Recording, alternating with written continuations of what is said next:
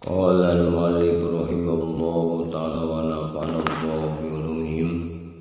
Rabbi zidna ilman nafi'an warzuqna fahman wasi'an wa amalan mutaqabbalan birahmatika ya arhamar rahimin. Faslun fi adabi ma ba'di tulu'i syamsi ila zawali.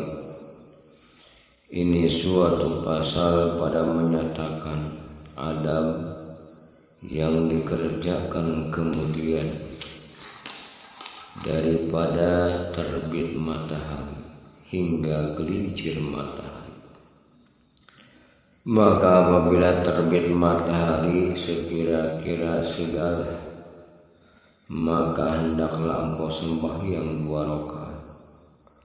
Dinamai akan dia sembahyang sunat Isra, karena sabda Nabi sallallahu alaihi wasallam, man shallal fajra fi jama'atin summa qa'ada yazkurullah ila tulu'i syamsi summa shalla rak'ataini kanat lahu ka'ajri hajjatin wa umratin tammatin.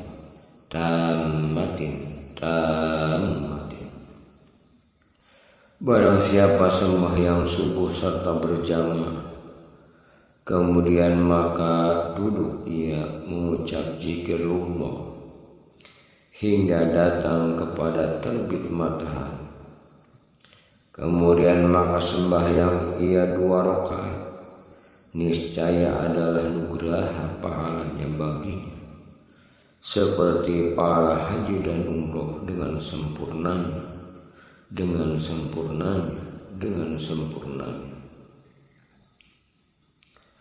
Dan seyogianya jangan engkau tinggalkan sembahyang subuh serta berjamaah sekurang-kurangnya 2 orang, imam dan makmum.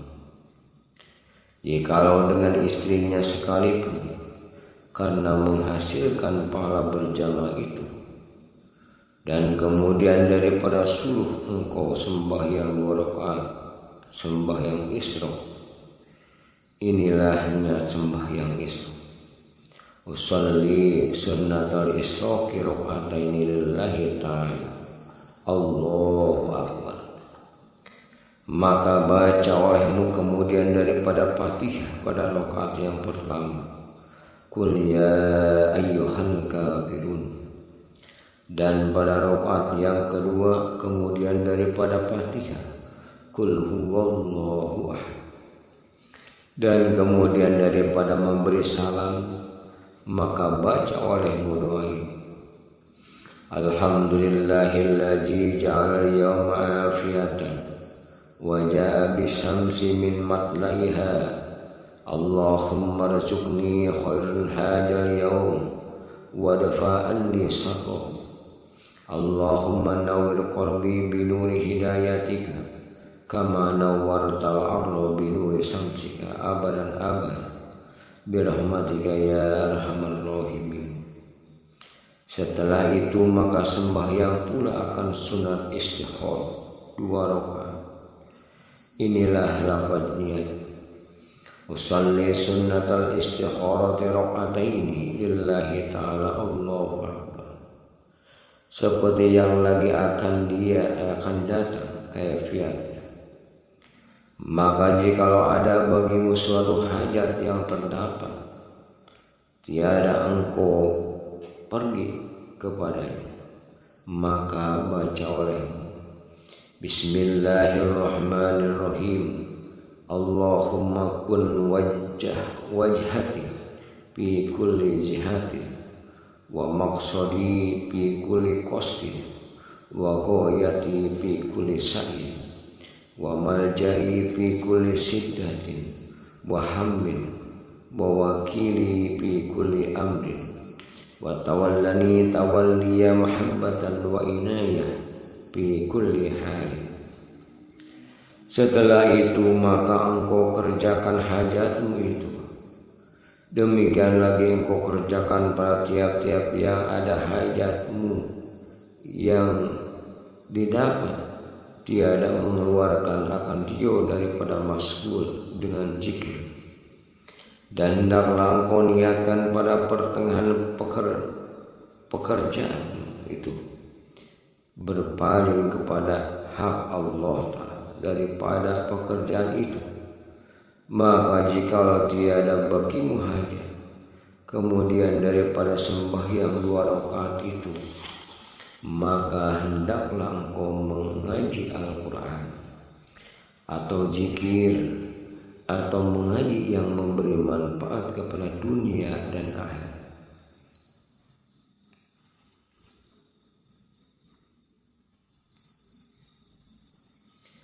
Seperti yang lagi akan datang disebutnya itu.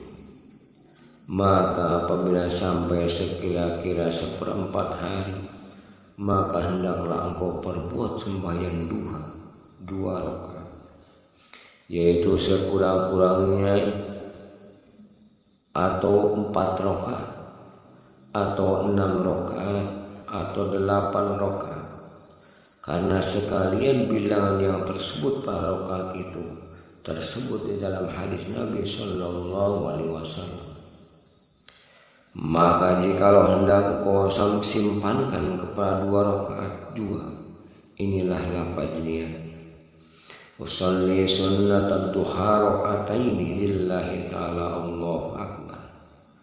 Maka baca olehmu pada rakaat yang pertama, kemudian daripada Fatihah, wasamsi wa duha, dan kau baca kemudian daripada rakaat yang kedua, kemudian daripada Fatihah, walaili idza yaghsha.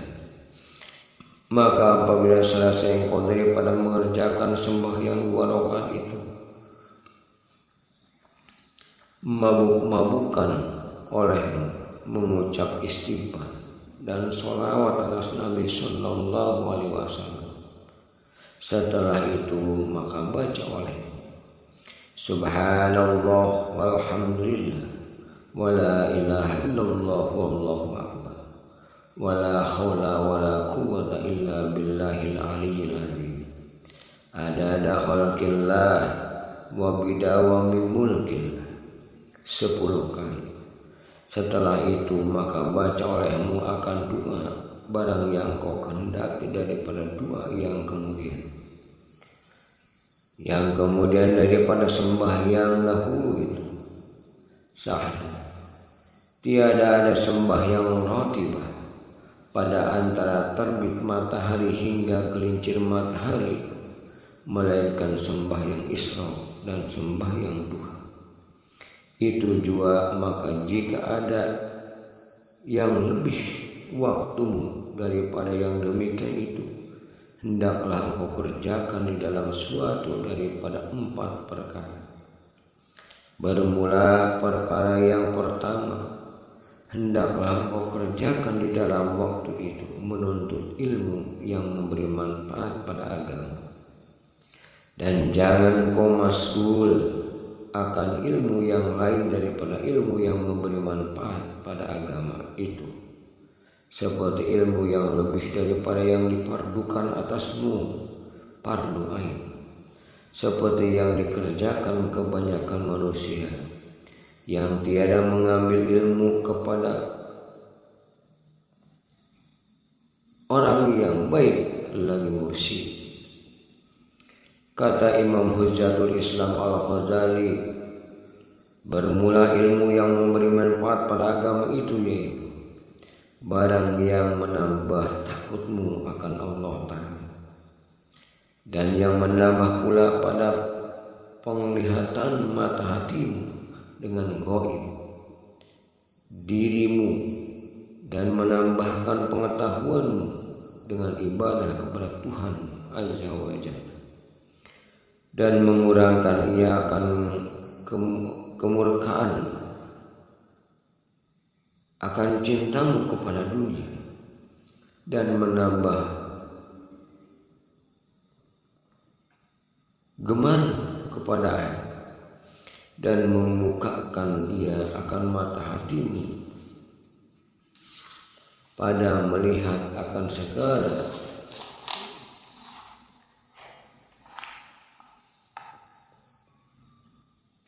yang membinasakan akan segala ilmu hingga Allah peliharakan akan dia dan melihatkan ia akan dikau atas tipu syaitan dan perdayanya. Bermula ilmu yang disebutkan Imam Al-Ghazali di dalam Bidayatul Hidayah itu, yaitulah ilmu yang memberi manfaat seperti yang hamba terjemahkan ilmunya itu di dalam kitab ini. Dan demikian lagi tersebut ilmu yang memberi manfaat itu di dalam Ihya Ulumuddin dan di dalam kitab Mukhtasar Ihya Ulumuddin bagi Imam Ghazali.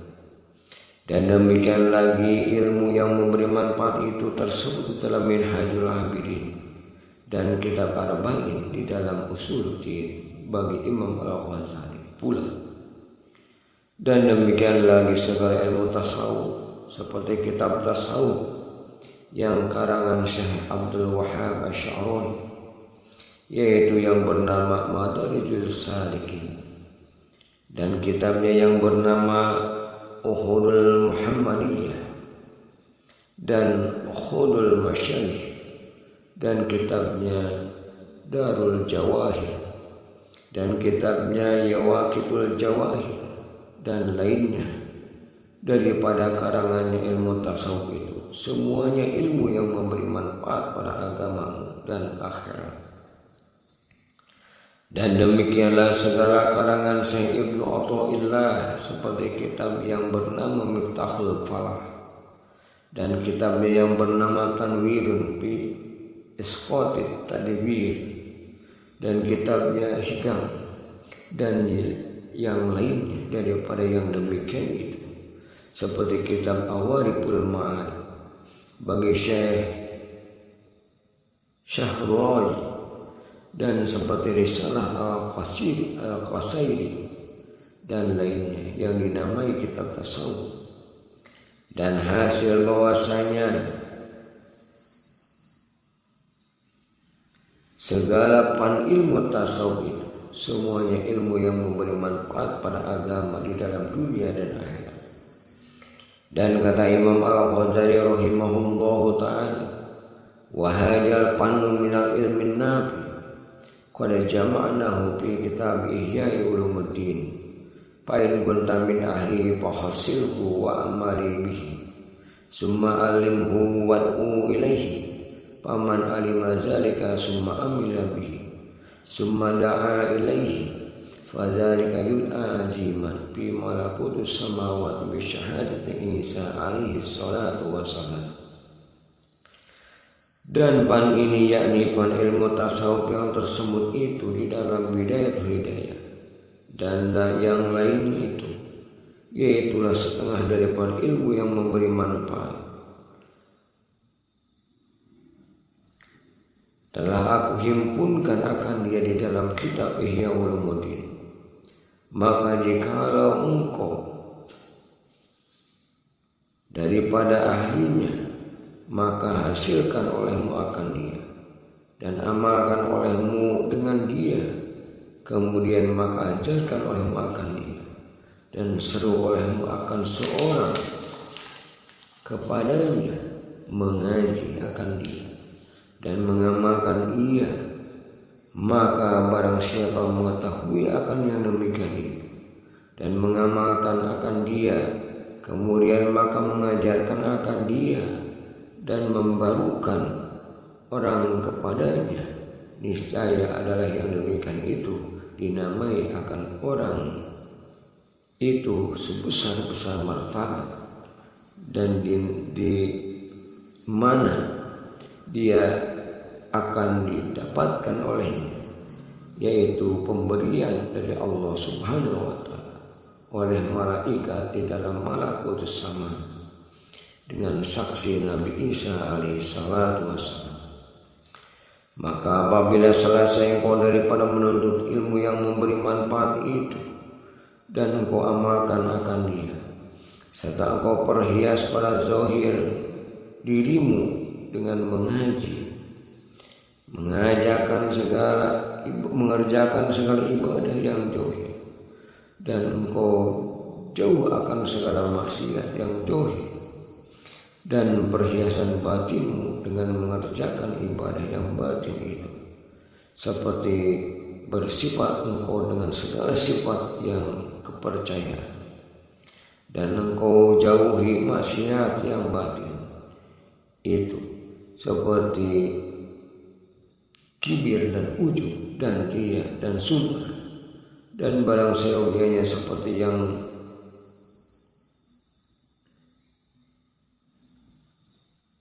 lagi akan datang pada bab yang keempat dan bab yang kelima, insyaallah ta'ala.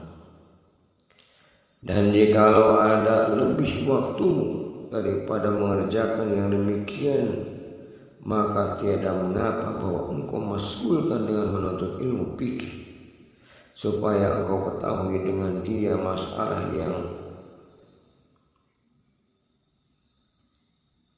nadar, yakni yang sedikit diamalkan pada ibadah, dan supaya mengetahui engkau akan jalan mempertengahi antara manusia yang berniat bantahan pada kita pada ketika mereka itu berharap kepada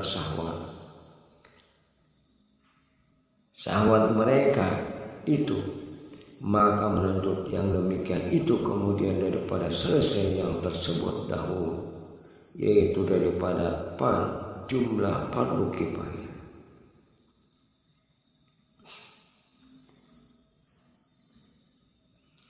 Bukannya ain, tetapi jangan kau tinggalkan segala wiridmu, segala zikirmu, sebab engkau masgulkan pada menuntut ilmu yang fardu kifayah itu. Maka jikalau engkau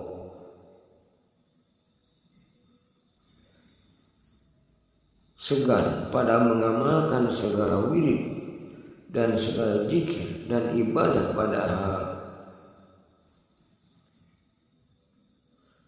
gemarmu engkau pada menuntut ilmu yang fardu kifayah itu, maka ketahuimu bahwasanya adalah bagimu syaitan yang sembunyi di dalam hatimu itu, yaitulah penyakit yang tersembunyi di dalam hatimu yang membawa kepada binasamu di dalam akhirat.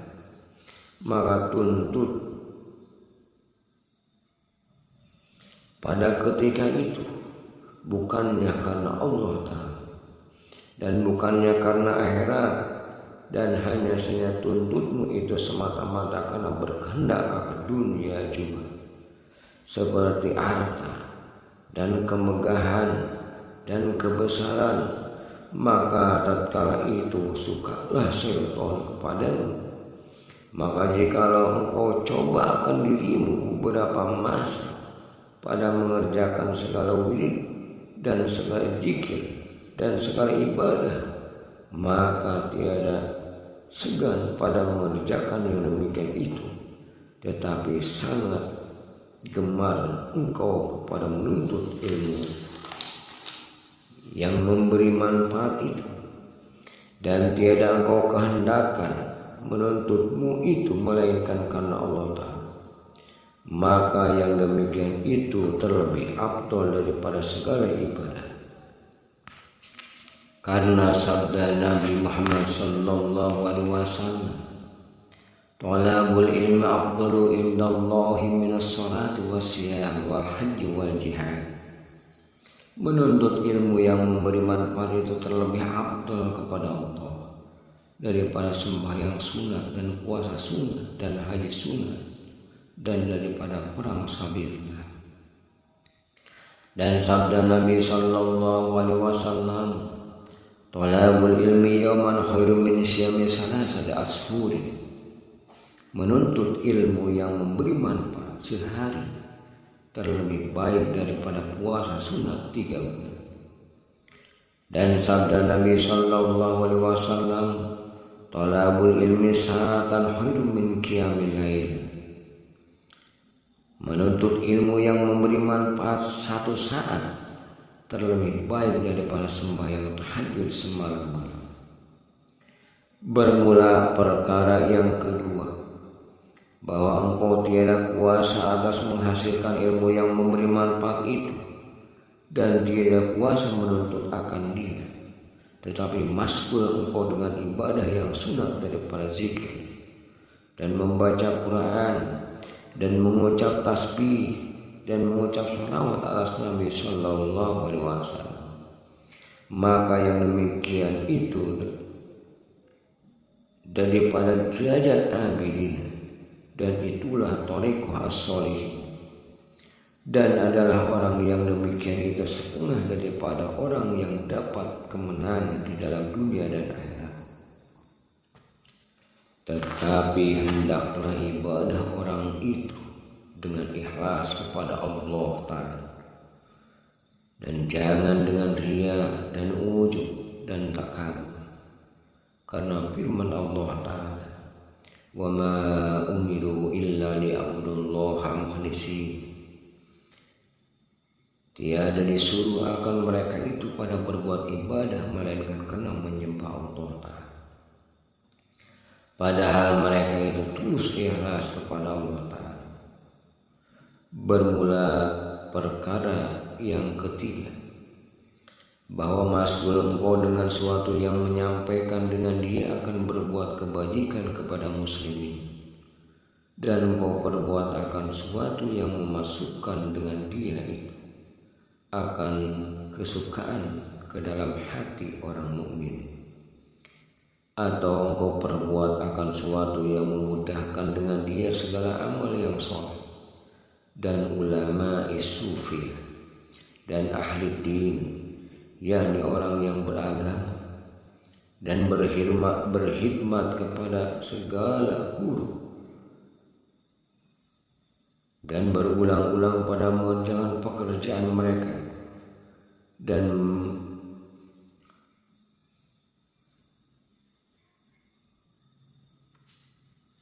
mengusahai dia pada menyampaikan kehendak mereka, dan memberi makan dan pakaian akan fuqara dan akan orang miskin, dan berulang-ulang ziarah kepada orang yang sakit, dan berulang-ulang berjalan mengantar orang mati kubur, dan berulang-ulang menolong segala orang yang kesusahan.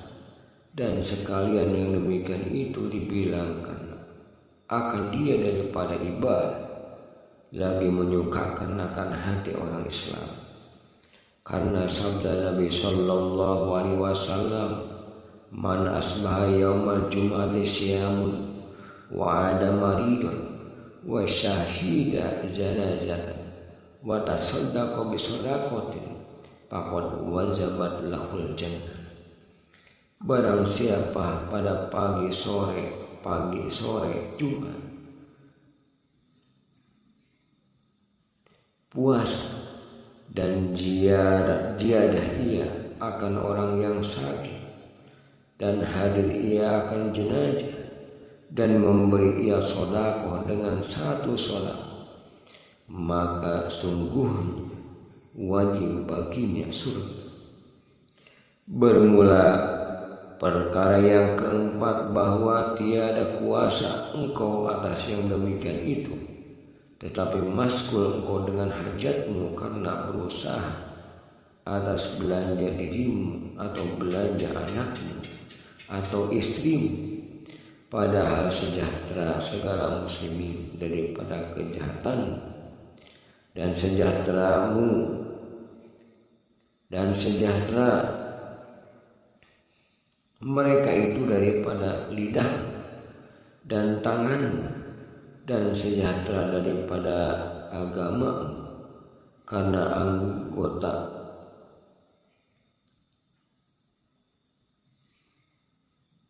diperbuat maksiat, maka kau dapat dengan yang demikian itu akan derajat ashabul yamin, yakni orang yang diberkahi, orang yang diberikan suatu itu kepada kanan, seperti orang yang soleh, karena engkau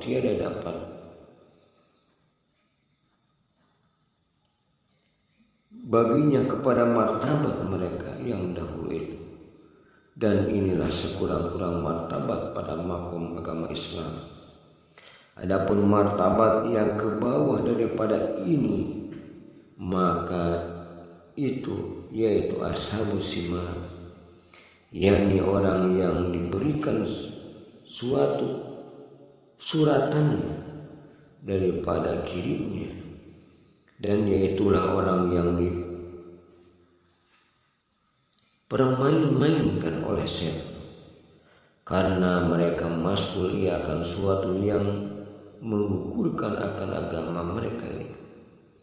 Wal iyadu billahi ta'ala, atau memberi kesaksian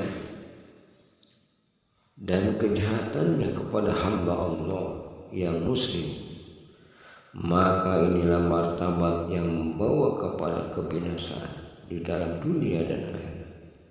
Dan seyogyanya engkau jauhi akan martabat yang akhiri. Ketahui oleh Muhammad bahwa segala hamba Allah itu pada hak agamanya 3 perkara. Pertama, salim, yakni sejahtera daripada siksa, yaitu seorang yang sampaikan atas berbuat segala yang diperlukan atasnya dan meninggalkan ia akan sekalian maksiat. Kedua, roizun, yakni dapat laba, yaitu seorang yang berbuat segala yang diperlukan atasnya dan menjauh daripada segala maksiat, serta ia membanyakkan akan berbuat segala yang disunatkan atasnya. Ketiga, khosirun, yakni dapat rugi, yaitu seorang yang meninggalkan akan yang diperlukan atasnya dan mengerjakan barang yang ditahankan atasnya. Maka jika tiada kuasa engkau menjadikan dirimu itu pada martabat yang rois, yakni yang didapat laba, maka hendaklah engkau jadikan dirimu itu pada martabat yang salim, yakni yang sejahtera itu. Dan hendaklah engkau takuti dan engkau jauhi akan martabat yang khosir, yakni yang dapat kerugian. Ketahui olehmu pula hai tolib, bahwa bagi hamba Allah itu pada hak segala makhluk 3 perkara. Pertama, seperti malaikat, yakni mereka yang berbuat kebajikan kepada makhluk dan kasih sayang akan mereka dan memasukkan kesukaan di dalam hati mereka. Kedua, seperti binatang, yaitu merugi yang tiada berbuat kebajikan kepada Allah dan tiada berbuat kejahatan akan dia. Ketiga, seperti kala dan ular dan segala binatang yang buas, yaitu mereka itu yang berbuat kejahatan akan makhluk dan tiada diharap akan kebajikannya kepada makhluk. Maka jikalau tiada kuasa engkau jadikan dirimu itu seperti malaikat, maka jadikan dirimu itu seperti binatang, dan jangan engkau turun kepada martabat kala dan ular dan segala binatang yang buas itu. Sadar, seyogyanya jangan kau masuk pada tiap-tiap hari dan malam itu melainkan dengan suatu yang memberi manfaat bagimu di dalam akhirat, atau suatu yang memberi manfaat bagimu pada hidupmu di dalam dunia yang menolong atas akhiratmu. Maka jikalau tiada kuasa engkau mendirikan akan agama pada berbuat ibadah serta menyempurnakan dengan manusia, bercampur dengan manusia, maka hendaklah engkau jauh akan segala manusia itu, seperti engkau jikalau bersatu sendirimu, niscaya kuasa mendirikan agama pada berbuat ibadah Maka jikalau tiada kuasa engkau yang demikian itu, maka hendaklah engkau tidur, yaitu terlebih baik daripada duduk berkhobar-khobar yang tiada memberi manfaat akan agama, atau memperkuat atau mempaparkan akan yang demikian. Karena sabda Nabi Sallallahu Alaihi Wasallam, husnu islamil mar'i tarku ma la ya'ni. Sebaik-baik Islam manusia itu meninggalkan sesuatu yang tiada memberi manfaat akan agama. Wallahu a'lam bishawab.